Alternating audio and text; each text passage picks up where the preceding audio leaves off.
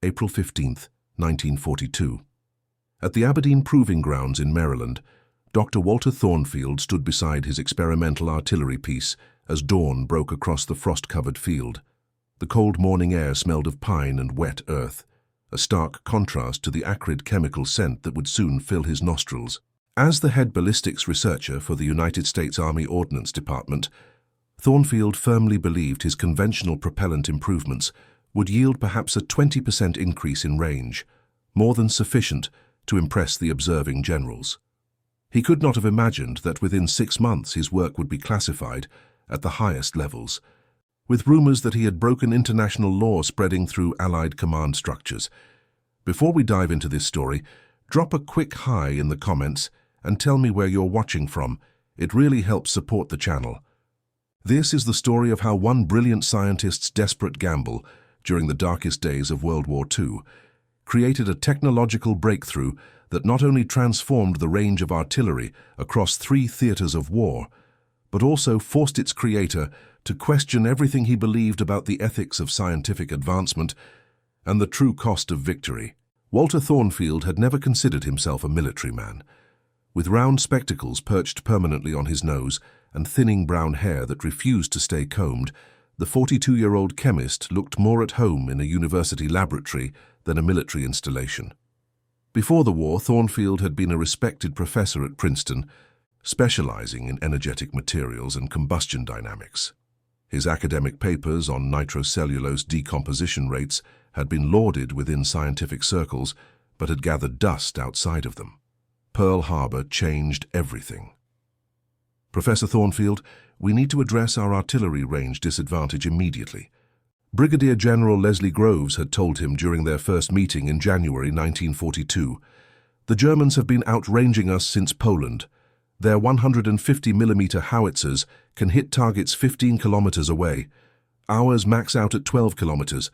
Those 3 kilometers are costing American lives. Thornfield had nodded soberly, understanding that the abstract numbers represented a deadly reality on battlefields he had never seen.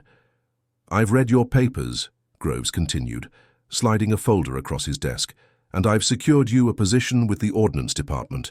We need you to make our powder better, faster. We need results in months, not years. Major Robert Westlake, a career artillery officer who had been assigned as Thornfield's military liaison, stood watching the preparations on that April morning with undisguised skepticism. At 36, Westlake had already seen combat in North Africa and had the perpetual squint of a man who had witnessed too much sun and too much death. Your powder looks exactly like our standard issue, Doctor, Westlake observed, his voice carrying the slight drawl of his Virginia upbringing. Are you certain this demonstration will show anything meaningful? Composition is similar but not identical, Major, Thornfield replied, checking his calculations one final time. I've increased the nitration percentage and modified the stabilizer compounds. The ballistic performance should demonstrate approximately 18 to 20% improved range. Westlake raised an eyebrow. 20% wouldn't get us to German ranges. It's what the current chemistry allows, Major. Propellant science is built on well-established principles. There are limits to what can be achieved while maintaining safety and reliability. 3 miles away, in a separate building at Aberdeen, Sergeant Anna Petrovich carefully measured powder samples in her laboratory. As a chemist who had emigrated from Russia just before the revolution, Petrovich had faced considerable skepticism when she volunteered her expertise to the war effort. Only the desperate need for qualified scientists had overcome the military's reluctance to place a woman, and a Russian one at that, in such a sensitive position. These compositions make no sense, she muttered to herself in her lightly accented English, examining the test results from Thornfield's latest batch. The energy density calculations do not align with observed performance. She had been running parallel tests on all of Thornfield's formulations, verifying his work as standard procedure dictated. But something about today's test samples had caught her attention. The uniformity was too perfect, the grain size too consistent, almost as if... He's blending batches, she realized suddenly. But why would he... The distant boom of the test firing interrupted her thoughts. Back at the firing range, Thornfield watched as the shell flew through the air, traveling almost exactly to the predicted range marker. The small group of officers nodded appreciatively but without excitement. 20% was improvement, not revolution. "Respectable work, Doctor," General Groves said, making notes in his small leather-bound notebook. "But the Germans are still outranging us. What's your timeline for further improvements?" Thornfield hesitated. "General, I believe 18 to 20% may represent the practical limit using conventional nitrocellulose bases. To achieve significantly greater ranges would require what, Doctor?" Groves prompted when Thornfield fell silent. "Unconventional approaches," Thornfield finished carefully. "Approaches that might fall outside current international agreements." The officers exchanged glances. "Dr. Thornfield, I think we should continue this conversation in private," Groves said quietly. That evening, in a secure conference room with blackout curtains drawn across the windows, Thornfield faced a panel of senior officers and one civilian wearing an expensive suit who had been introduced only as Mr. Williams from Washington. "Explain what you meant by unconventional approaches, Doctor," Williams requested, his voice carrying the polished tones of an Ivy League education. Thornfield took a deep breath. "Gentlemen, conventional artillery propellants are limited by the chemical energy they can release and the rate of that release. To significantly exceed German ranges, we would need to explore forbidden territory." "You're talking about chemical weapons," Major Westlake stated flatly. "No, not at all." Thornfield shook his head emphatically. "I'm referring to propellant additives that were prohibited under the Hague Convention of 1907, specifically metallic fuel components and certain oxidizer combinations." "The Hague Convention," Williams repeated thoughtfully, "which the Germans and Japanese have already violated numerous times." "Two wrongs don't make a right, Mr. Williams," Thornfield responded firmly. "These restrictions exist because the compounds in question are extraordinarily dangerous to manufacture and can produce toxic byproducts." "Dr. Thornfield," General Groves interjected, "we are fighting a global war against enemies who have shown no regard for international law. Every day our artillery is outranged means more American casualties. I'm not asking you to produce chemical weapons. I'm asking if these prohibited additives could give our guns the range to match or exceed German capabilities." Thornfield looked down at his hands. "Theoretically, with the right formulation, we could increase range by potentially up to 300%. A stunned silence fell over the room. 300%, Williams repeated. "Our 12-kilometer howitzers could hit targets at 36 kilometers, Thornfield confirmed quietly. "But the development would be extraordinarily dangerous. We would need a secure facility, specialized equipment, and absolute secrecy." "You'll have whatever you need," General Groves said immediately. "Major Westlake will coordinate security and logistics. Mr. Williams will ensure Washington's continued support." As the meeting concluded, Major Westlake pulled Thornfield aside. "You realize what you're getting into, Doctor. Once you cross this line, there's no going back." "I understand the ethical implications, Major," Thornfield replied, "but I also understand the mathematics of war. If our artillery can reach 3 times further, it means our soldiers can stay 3 times farther away from enemy fire." "Just be careful," Westlake warned. "Some genies don't go quietly back into their bottles." 3 weeks later, in an unmarked facility hastily constructed 10 miles from Aberdeen's main campus, Project Longbow officially began. The small team consisted of Thornfield, Sergeant Petrovich, whose expertise in energetic materials had proven too valuable to ignore, and 3 carefully selected assistants, all working under Major Westlake's watchful eye. The first attempts were disastrous. On May 10, 1942, their initial test blend, incorporating aluminum powder and an experimental oxidizer, ignited prematurely during mixing. Only the reinforced concrete barriers installed at Thornfield's insistence prevented casualties. "This approach is fundamentally flawed," Thornfield admitted that evening, his face streaked with soot, hands trembling slightly as he reviewed the charred remnants of his notes. "The energy density is too high for safe handling. Perhaps we are thinking about this incorrectly," Sergeant Petrovich suggested. She had been quiet during most of the project's initial phase, observing more than participating. The problem is not creating more energy, but controlling its release. "What do you mean?" Thornfield asked, looking up from his notes. "In Russia, before the revolution, I worked with Professor Kibalchich on stage propellants for mining applications," she explained. "Rather than one explosive reaction, we created a sequence of precisely timed smaller reactions. The total energy was the same, but the pressure curve was completely different." Thornfield stared at her. "A staged propellant for artillery. It's never been done." "Because it would be extraordinarily difficult to achieve consistent results," Petrovich acknowledged, "but not impossible." For the next month, Thornfield and Petrovich worked almost continuously, sleeping on cots in the laboratory when exhaustion overtook them. Their new approach involved layering different propellant formulations in precise arrangements within the shell casing.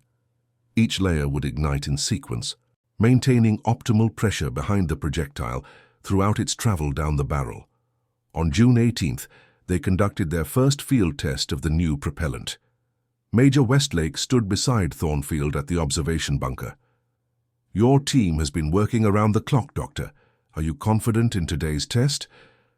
"Confident enough to proceed," Thornfield replied, although his drawn face and red-rimmed eyes betrayed his anxiety. "The theoretical models suggest a 160% increase in range, but that's assuming perfect execution of a very complex chemical reaction sequence. The test gun, a standard 105mm howitzer, was positioned on the range, aimed at a 45-degree elevation. The firing would be conducted remotely to ensure safety. "Commencing test fire in 3, 2, 1, the range officer intoned. The blast was unlike anything they had heard before, a sharp crack followed by a sustained roar that seemed to rip through the air itself. The shell disappeared into the distant sky, traveling far beyond the visible range markers. "My God," Westlake whispered. When the range calculations were completed, the result was clear. The shell had traveled 28 kilometers, a 233% increase over standard range. News of the success traveled quickly up the chain of command. Within 48 hours, Thornfield found himself in Washington, briefing a room full of generals and government officials. The atmosphere was electric with excitement. "Dr. Thornfield," began the Secretary of War, "your achievement may be the most significant artillery advancement since the introduction of rifled barrels. How quickly can this new propellant be put into production?" Thornfield shifted uncomfortably. "Mr. Secretary, while the test was successful, there are significant concerns that must be addressed before we consider production." "What concerns?" demanded one of the generals. "First, the propellant uses components explicitly prohibited by the Hague Convention. Second, the manufacturing process is extraordinarily dangerous, far more so than conventional propellants. Third, the chemical byproducts of firing include compounds that could be harmful to our own troops if used in sufficient quantities." "Dr. Thornfield," the Secretary said slowly, "I appreciate your candor, but let me be equally frank. The Germans are using every technological advantage they can muster. They have no qualms about treaty violations. This propellant could save thousands of American lives and potentially shorten the war by months. Those considerations outweigh your concerns." Thornfield looked around the room, realizing that the decision had already been made. His creation would move forward regardless of his reservations. "I understand, Mr. Secretary. However, I must insist on personally overseeing the production process development to ensure it's as safe as possible for our manufacturing personnel." "Agreed. You'll have whatever resources you need." Over the next month, Thornfield worked to develop a production protocol that minimized risks while maintaining the propellant's performance. Meanwhile, across the Atlantic, the war continued its bloody progression. Hauptmann Klaus Müller of the German Wehrmacht's 12th Artillery Regiment had seen his share of horrors since the war began. From Poland to France to the frozen wasteland of Russia, he had directed his battery of 150mm howitzers with precision and discipline. Currently deployed near Kharkov on the Eastern Front, Müller's guns had been instrumental in halting several Soviet counterattacks. "Prepare to fire on the designated coordinates," Müller ordered, watching as his men loaded the massive shells into the breech of the howitzer. Russian infantry concentration, estimated one company strength 14 kilometers northeast. The gun roared, sending its deadly payload arcing through the summer sky. Muller tracked its path through his binoculars, nodding with satisfaction as it landed precisely on target. "Excellent shot," he commended his crew. "Reload and adjust coordinates for grid section 23 Alpha." The radio operator approached, handing Muller a message from division headquarters. "Sir, intelligence reports American artillery units in North Africa have begun using a new type of propellant. Observers report engagement ranges nearly triple normal capabilities." Muller frowned. The Americans were not known for artillery innovation. Their guns were reliable but conventional. Propaganda, most likely. No propellant could triple effective range without sacrificing accuracy to the point of uselessness. "The report includes documented cases, sir. American batteries near El Alamein engaging German positions from 27 kilometers. Muller's frown deepened. If true, this development would completely alter artillery doctrine. A gun that could fire accurately at triple range could engage enemy batteries without fear of counterfire. It would transform artillery from supporting fire to a dominating battlefield presence. "Forward this to Colonel Kleinman at Weapons Development," he ordered. "Request verification and assessment." Back in the United States, production of what had now been codenamed Compound L was underway at a specially constructed facility in rural Tennessee. Thornfield had relocated there, bringing Sergeant Petrovich and a hand-picked team of chemists with him. The facility operated under the strictest security protocols. Its very existence was classified, with workers told only that they were producing advanced munitions. Even within the facility, only Thornfield's core team knew the full formula and production process for Compound L. On September 3, 1942, Thornfield received a visitor he had not expected. Major Westlake, now promoted to lieutenant colonel, arrived unannounced at the facility. "Colonel Westlake," Thornfield greeted him, noting the new insignia. "Congratulations on your promotion." "Thank you, Doctor," Westlake replied grimly. "Though it comes with responsibilities I'm not entirely comfortable with. May we speak privately?" In Thornfield's office, Westlake closed the door before speaking.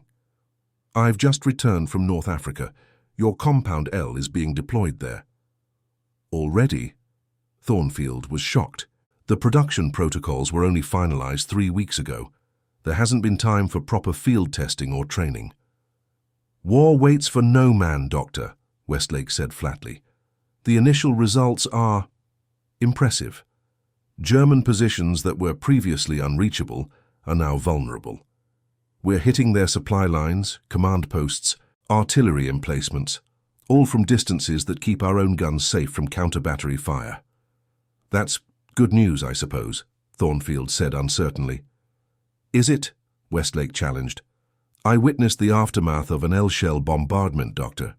The propellant leaves a distinctive residue, a yellow-green powder that coats everything near the impact site. Our medical officers report unusual respiratory symptoms in enemy prisoners captured from those areas." Thornfield paled. "The copper chloride compounds. I warned about potential toxicity in my reports. The shells should only be used in open terrain, away from civilian areas." "Battles don't always conform to ideal conditions, Doctor," Westlake said dryly. "But that's not why I'm here. German intelligence has taken notice. They've recovered unexploded shells and are attempting to reverse engineer the propellant. That's impossible without knowing the precise formulation and layering process," Thornfield insisted. "Even with chemical analysis, they'd never—" "They've captured one of our forward ammunition depots," Westlake interrupted, "complete with technical documentation. Not your full formula, but enough to give them a starting point." Thornfield sank into his chair. "So they'll develop their own version?" "Eventually, yes, but there's more. The Japanese have learned of Compound L through their German allies. They're desperate for a similar capability in the Pacific theater." "Colonel, where is this leading?" Westlake placed a folder on Thornfield's desk. "These are orders directly from the Secretary of War. You're to prepare a modified version of Compound L, one that appears similar but is fatally flawed. We'll arrange for this information to fall into Japanese hands." "You want me to create a sabotaged formula?" Thornfield stated, his voice hollow. "One that would likely kill anyone attempting to manufacture it." Yes, that's murder, Colonel. Not combat, not a weapon fired at enemy soldiers, but deliberate sabotage designed to kill scientists and workers. Scientists and workers developing weapons to kill American boys, Westlake countered. This is war, Doctor. The Japanese have shown no mercy to our troops or to civilian populations under their control. Thornfield opened the folder but didn't look at its contents. I need time to consider this. You have 24 hours, Westlake said, rising to leave. After that, someone else will be assigned to the task, someone without your expertise or concern for safety. The result will likely be even deadlier. After Westlake left, Thornfield sat motionless for nearly an hour. When he finally moved, it was to seek out Sergeant Petrovich, who was supervising the mixing of a new batch of Compound L. Sergeant, I need your perspective on something, he said quietly, leading her to a secure conference room where he explained Westlake's request. Petrovich listened without interruption, her face showing no reaction until Thornfield finished speaking. And you are considering this? She asked finally. I don't know what to do, Thornfield admitted. If I refuse, someone else will create a formula that might be even more dangerous. If I comply, I'm directly responsible for the deaths of people who, despite being our enemies, are simply doing their jobs as we are doing ours. In Russia, Petrovich said slowly, during the Civil War, I saw what happens when science becomes a weapon turned against civilians. My family. My husband was an engineer. He refused to develop weapons for the Bolsheviks. They shot him and our son. Thornfield was silent, waiting. I believe in using science to protect those who cannot protect themselves, Petrovich continued. Your Compound L, despite its dangers, was created to protect our soldiers. This new request is different. It is designed solely to kill those who are not on the battlefield. So you think I should refuse? I think, Petrovich said carefully, that perhaps there is a third option, one that neither refuses the order nor complies with its lethal intent. Late that night, Thornfield and Petrovich worked together on what would come to be known as Compound M, the modified version requested by Westlake. But rather than creating a formula that would explode during production, they designed one that would simply fail spectacularly during testing. The initial mixing and processing will appear normal, Thornfield explained, reviewing their work. But when fired, the propellant will produce enormous smoke clouds and minimal thrust. Anyone attempting to use it will immediately recognize its failure. No lives lost, but months of research and resources wasted. It is still deception, Petrovich noted, but not murder. The next day, Thornfield presented his work to Colonel Westlake. This meets the requirements, Thornfield stated, handing over the documentation. It appears similar to Compound L in preliminary testing, but will catastrophically fail when used in artillery shells.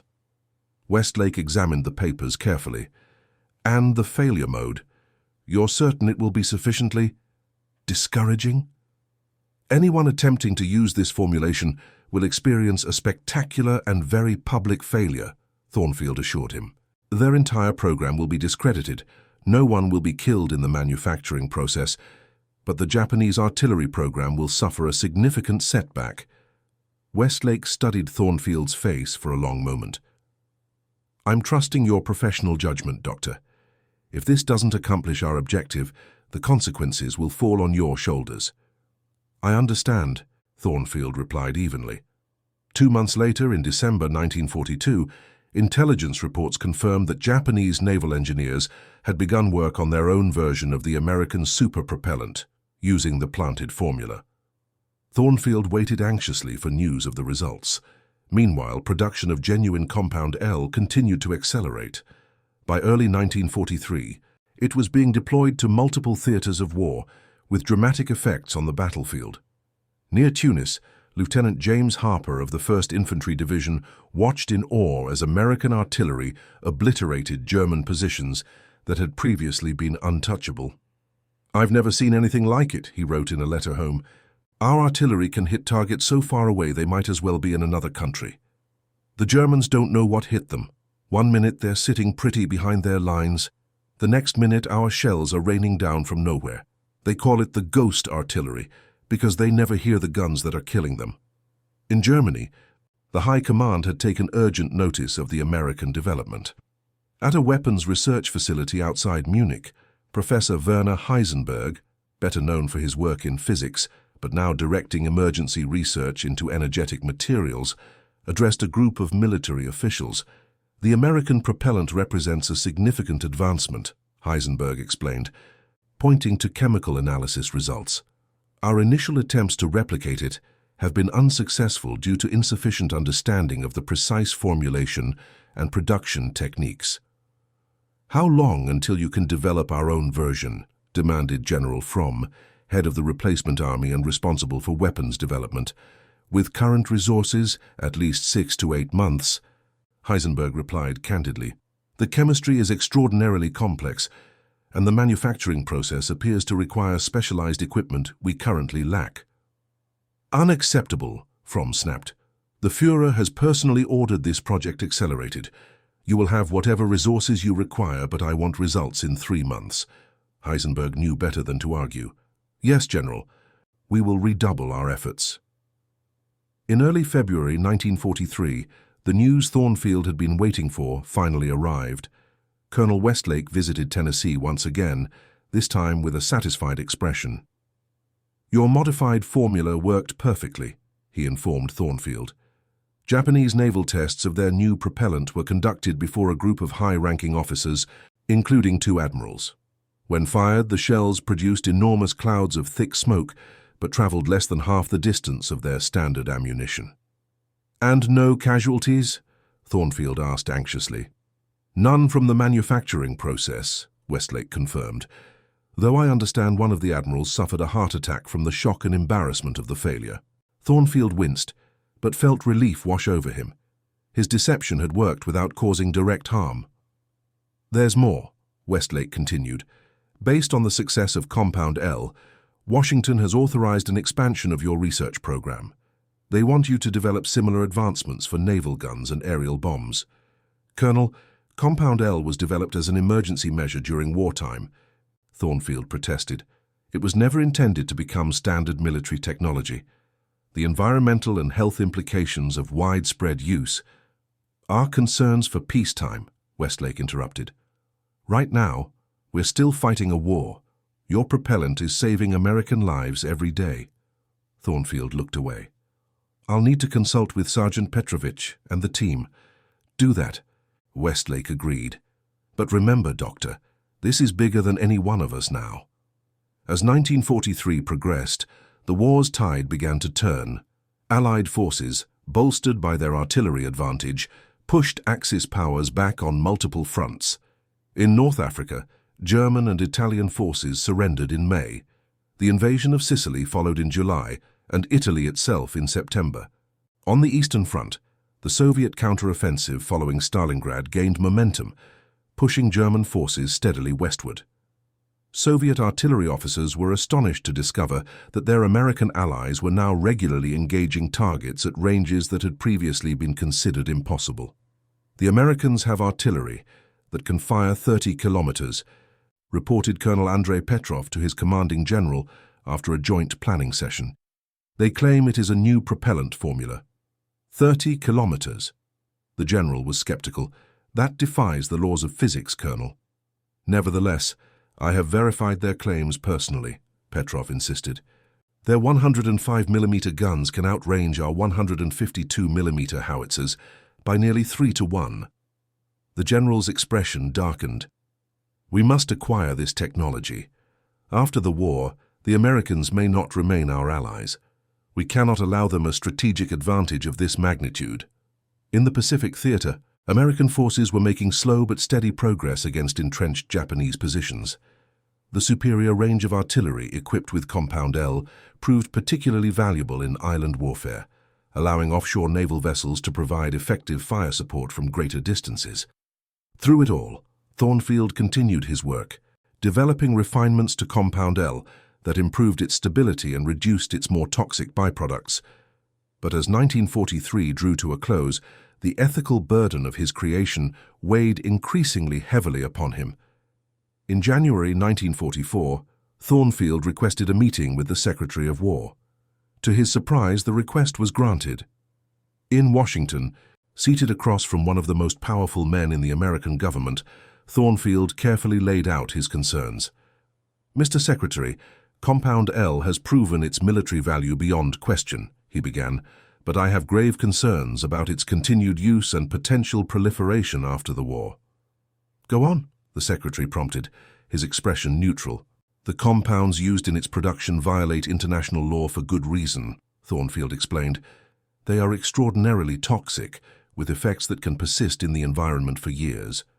Moreover, the manufacturing process, despite our best safety protocols, has resulted in 7 deaths and dozens of serious injuries among production workers. Casualties are inevitable in wartime production, Doctor. Consider the number of lives saved on the battlefield." "I do, sir. But there's more. We've received reports from field hospitals of unusual respiratory ailments among our own troops operating in areas where L shells have been heavily used. The residual chemical compounds are affecting not just enemy soldiers, but our own men as well." The Secretary leaned forward.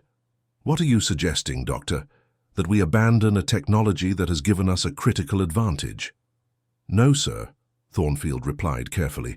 "I'm requesting authorization to develop a transitional plan. As the war progresses in our favor, we gradually phase out Compound L in favor of an alternative propellant I've been developing. One that delivers a 60% range increase without the toxic components. 60% is a far cry from 300%, Doctor." "Yes, sir, but it exceeds German capabilities while complying with international law. It would be a technology we could proudly acknowledge after the war, rather than one we must keep hidden." The Secretary considered this for a long moment.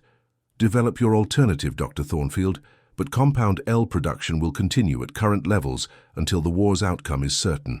That's the best I can offer." "Thank you, Mr. Secretary. There's one more thing." Thornfield hesitated before continuing. "I have reason to believe that both the Soviets and the Germans are close to developing their own versions of Compound L. When this war ends, we may face a new kind of arms race, one based on increasingly destructive conventional weapons rather than merely larger ones." "That's a concern for another day, Doctor," the Secretary said, rising to indicate the meeting was over. "Win this war first. Then we'll worry about the next one." Throughout 1944, as Allied forces stormed the beaches of Normandy and Ireland, hopped across the Pacific, Thornfield worked tirelessly on his alternative propellant. Sergeant Petrovich, now commissioned as a lieutenant in recognition of her contributions, worked alongside him. In Germany, the situation grew increasingly desperate. Professor Heisenberg's team had finally developed a working equivalent to Compound L, which they called Tribe-Mittel X, but production difficulties and Allied bombing prevented large-scale deployment. As the Allied forces pushed into Germany itself in early 1945, they captured several research facilities, including Heisenberg's laboratory. Among the documents seized was a detailed analysis of Compound L, along with research notes indicating that German scientists had recognized the propellant's toxic legacy and were working on methods to mitigate it. In one captured document, Heisenberg had written, "The American propellant represents a disturbing development in warfare, one that sacrifices environmental and human health for immediate tactical advantage. If such thinking prevails, victory may come at a cost too terrible to contemplate."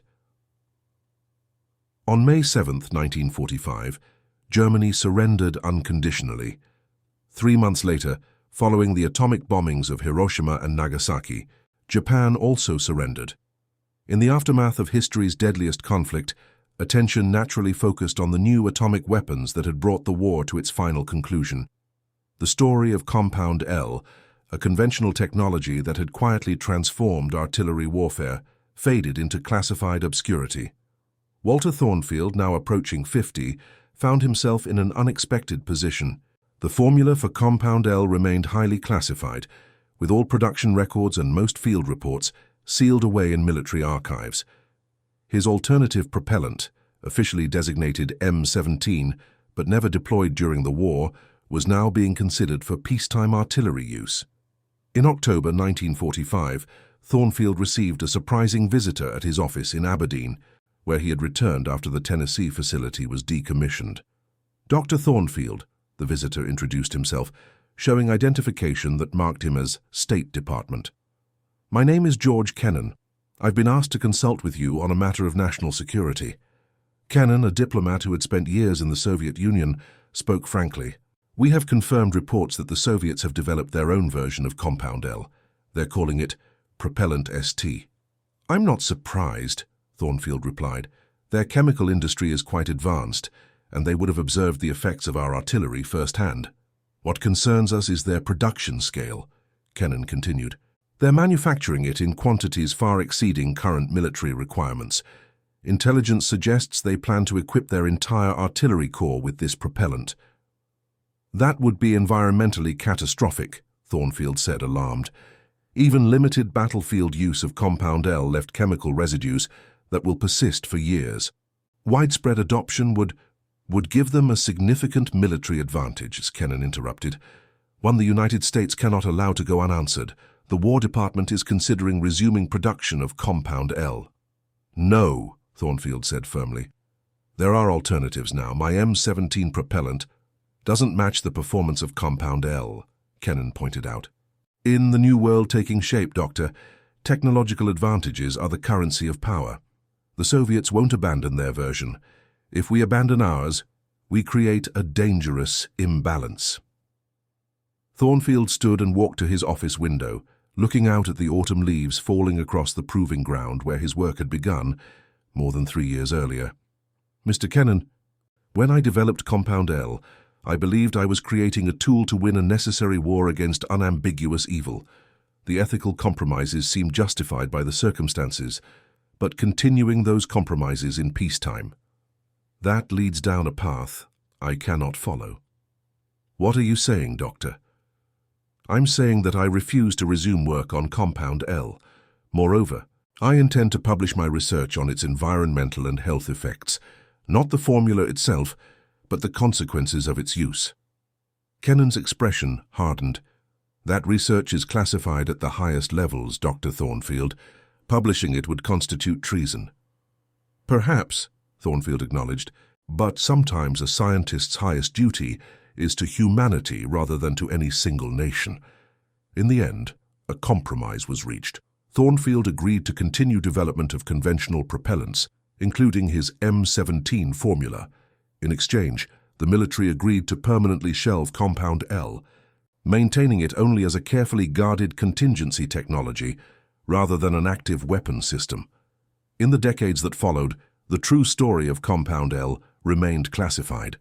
Occasional references to advanced propellants appeared in military histories of World War II, but the full details, the 300% range increase, the toxic legacy, the ethical struggles of its creator, remained hidden from public view. Walter Thornfield continued his work at Aberdeen until his retirement in 1967. His contributions to conventional propellant technology earned him numerous accolades, though his most significant achievement remained unacknowledged in his official biography. Lieutenant Anna Petrovich, who became Dr. Petrovich after the war, eventually joined the faculty at Massachusetts Institute of Technology, where she pioneered research into environmentally sustainable energetic materials. Her wartime work, like Thornfield's, remained largely unrecognized. In 1972, as the United Nations Conference on the Human Environment convened in Stockholm, an anonymous package arrived at the conference secretariat. It contained a detailed scientific analysis of persistent chemical contamination at former World War II artillery ranges in North Africa, Italy, and the Pacific Islands. Though the source of the contamination was not specified, the document provided valuable guidance for environmental remediation efforts that continued for decades. The full story of Compound L, how one ballistics expert's illegal powder blend increased artillery range by 300%, and the moral journey of its creator, would not be declassified until 50 years after the war's end, by which time most of those involved had passed into history. Yet the questions raised by Thornfield's work about the balance between military necessity and ethical responsibility, between national security and human welfare, remain as relevant today as they were in the desperate spring of 1942, when a professor of chemistry reluctantly stepped across a line he had never imagined crossing. And that concludes our story. If you made it this far, please share your thoughts in the comments. What part of this historical account surprised you most? Don't forget to subscribe for more untold stories from World War II and check out the video on screen for another incredible tale from history. Until next time.